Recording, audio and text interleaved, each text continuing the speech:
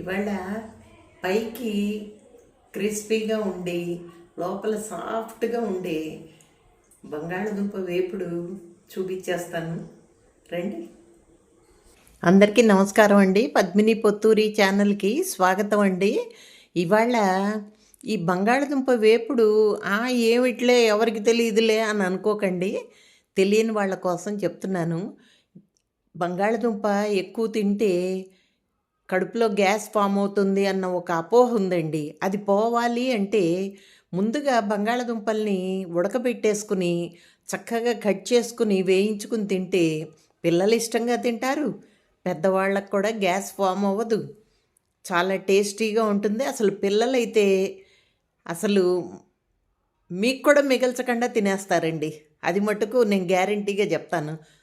క్రిస్పీగా పైకి లోపల సాఫ్ట్గా ఉంటుందండి. ఇలా చేసి చూడండి.